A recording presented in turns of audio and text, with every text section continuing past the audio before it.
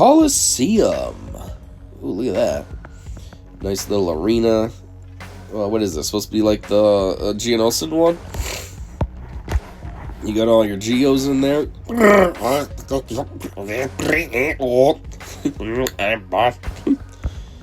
Whoa, what's this thing? What's he called? He's called a Jotaz? Why are they all so weak? Jotaz has a decent amount of health, but like all these characters are weak. Look at them. It's all like these new marquees too, and they're all just weak. Putting them in there and not even having a good power about them. What is this thing? A Jotaz? I never saw this before. He's goofy looking. Coliseum is a new game mode and the first era mode to be added to Star Wars Galaxy of Heroes. Unlocking at player level 10, this game mode pits individual players against formidable foes from the Star Wars universe. Bosses will rotate daily, with players attempting to achieve new high scores each day. These high scores will earn rewards in two ways. One-time rewards for reaching certain score milestones that reset each era, and daily leaderboard rewards competing against other players' high scores for the day. Okay, so one thing I'm thinking about Coliseum right off the bat, this sounds kind of annoying. Like, sometimes there's already too much to do in the game as it is. You know, as somebody who works 2 jobs and, like, you know, I don't have tons of free time to begin with. And, like, when we have like,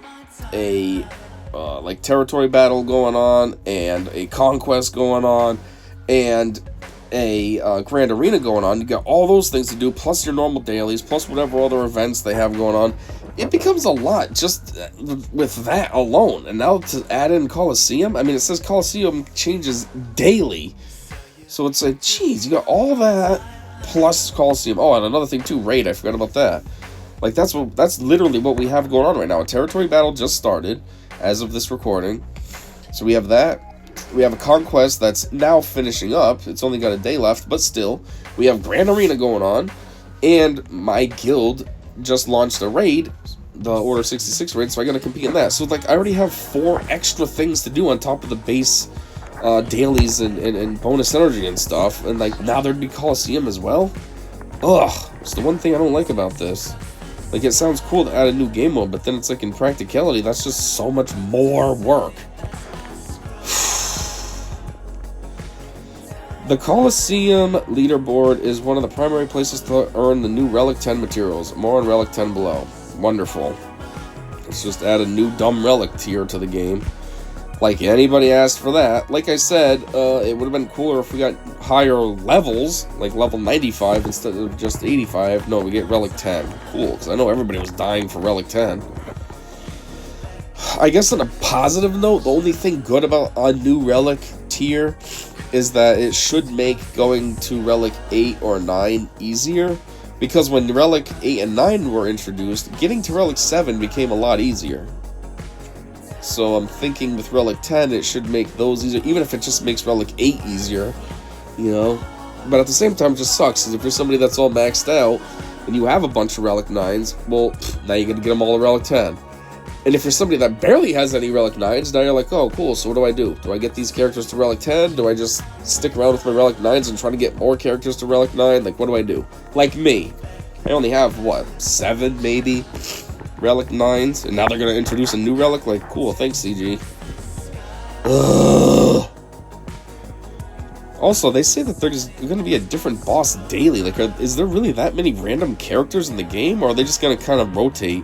So, like, one day's Jotaz, the next day is something, the next day is something, you know, then, like, the next Monday or whatever, it's Jotaz again, or how's that going to work? You know, are these characters even real in Star Wars, or are they just making up big, bulky, creatures? I don't know. Anyways, to support this new leaderboard, players will be randomly assigned to new era shards. These are similar to Squad Arena and Fleet Arena shards, but are completely separate.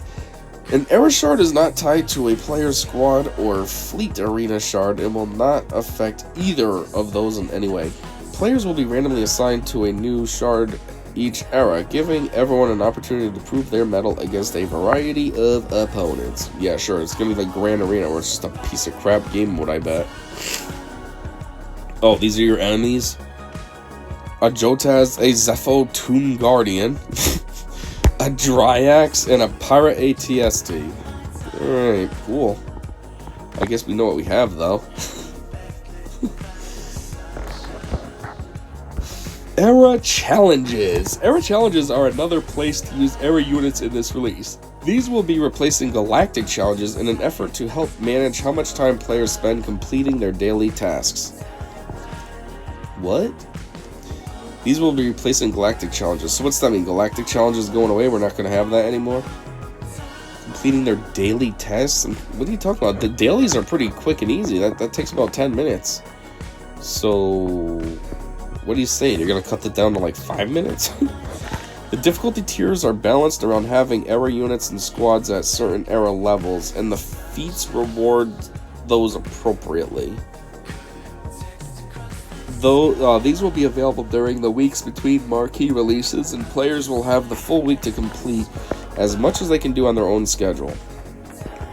Okay, but again, someone who's busy like me with 2 jobs and stuff, like, my schedule isn't very flexible or open, so that means I'm not going to get much done, which means I'm not going to get much prizes, so this is going to suck for me. Where if you have somebody like Arnold, who his job is this game, and he can play all day, no problem, he's going to get a ridiculous amount of awesome prizes. Like, that's not fair. Time in game. Time needed to complete all the events and modes daily is an important topic to discuss as part of all these changes. With the addition of Coliseum and managing an era roster on top of your existing roster, it is critical that we ensure the time spent in game doesn't daily increase significantly. We redesigned the systems and the scale of errors to something far more manageable. Okay, so this is looking pretty promising, because I was just complaining about that, how this game takes so much time to begin with. Which I find it ironic, because there was a time where people were complaining, oh, there's not enough to do in the game. This was a few years back now. And they were complaining, saying there wasn't enough. This was before Galactic Challenges even existed, actually. Anyways, they were saying there's not enough to do in the game. It's kind of boring. You log in, do your dailies, maybe do the events, and then that's it. And they're like, I wish we had like a sandbox mode so we could play with our characters and blah, blah, blah. Well, anyways. But for me, somebody who's busy, I feel like there's way too much to do sometimes, and it just takes up a lot of time, and I hate it.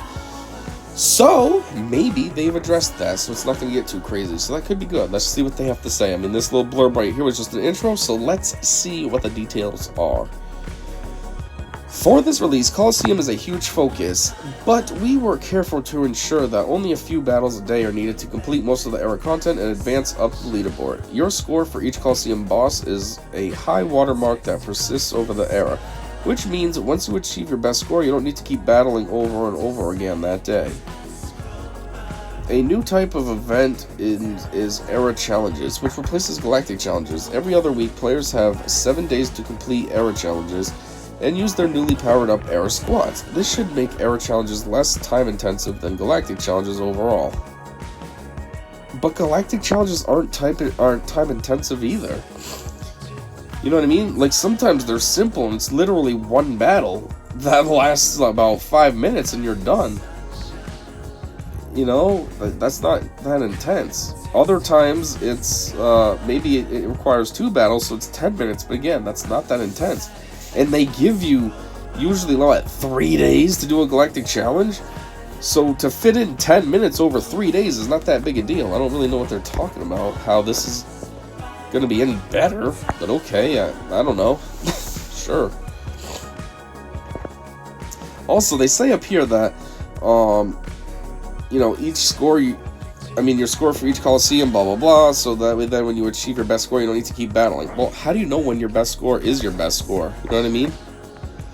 Like, what if one team puts up, let's just say, 1,000,000 points, just for an easy enough number? How do you know that that's your best? How do you not know another team might put up 2 million? Like, how are you supposed to know when you are at your best score? Unless they have a benchmark for what the high score is. And then if you reach that, then it's kind of like, oh, congratulations, you win. Otherwise, you know what I mean? How do you know?